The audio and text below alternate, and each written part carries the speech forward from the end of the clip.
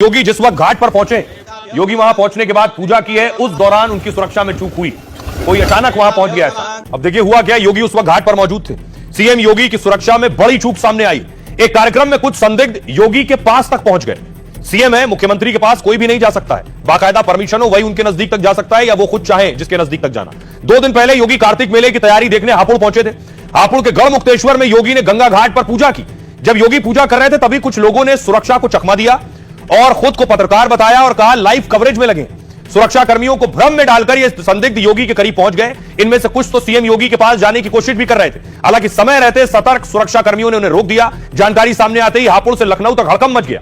CM office ने तुरंत जांच के आदेश जारी किए और योगी के सुरक्षा प्रोटोकॉल की भी समीक्षा शुरू कर दी। सीएम ऑफिस ने साफ किया कि लापरवाही बर्दाश्त नहीं की जाएगी। दोषी अधिकारियों पर विभागीय कार्रवाई तय मानी जा रही है। दरअसल सीएम योगी को Z+ हाईटेक सुरक्षा मिली। एसपीजी के बाद सुरक्षा का सबसे बड़ा घेरा Z+ सिक्योरिटी होता है। इसमें 10 NSG कमांडो और पुलिस कर्मियों समेत 55 लोग होते हैं। किसी अनधिकृत या संदिग्ध का घेरा तोड़ना नामुमकिन माना जाता है। फिर भी कुछ संदिग्ध लोग कैसे सीएम योगी के पास तक पहुंच गए, अब इस बात की जांच हो रही है कि यह महज लापरवाही है या इसके पीछे कोई साजिश थी। भारत एक धार्मिक मुल्क है, लोगों का आस्था से बहुत जुड़ाव रहता है और कैसे आस्था को अर्थव्यवस्था के साथ जोड़कर रफ्तार दी गई उसकी तस्वीरें आप देखिए। अयोध्या में लाखों लोग पहुंच रहे हैं दर्शन करने के लिए, इसने अर्थव्यवस्था को रफ्तार दी। काशी में लाखों लोग पहुंच रहे हैं, इससे तेजी आई इकोनॉमी में।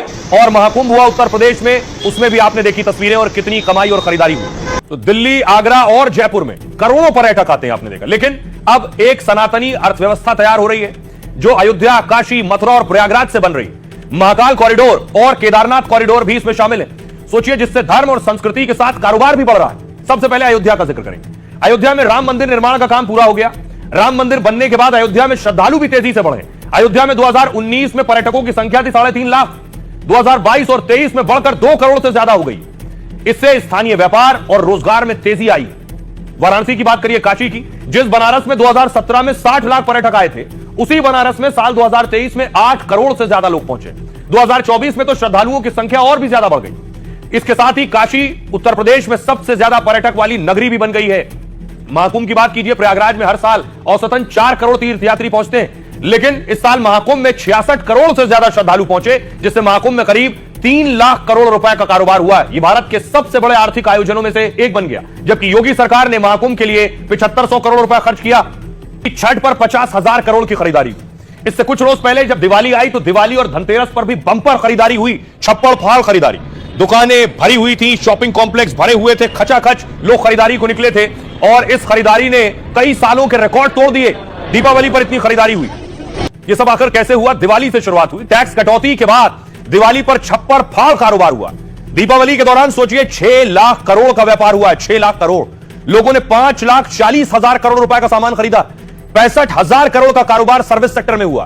कैट के मुताबिक यह कुल आंकड़ा 6 लाख करोड़ के पार है और जो पाकिस्तान के पूरे एक साल के बजट से भी ज्यादा है। यह पैसा दुनिया के 86 देशों की कुल GDP से भी ज्यादा है। दिवाली पर भारतीयों ने हर सेकंड, सोचिए हर सेकंड भारतीयों ने 2 करोड़ रुपए खर्च किए।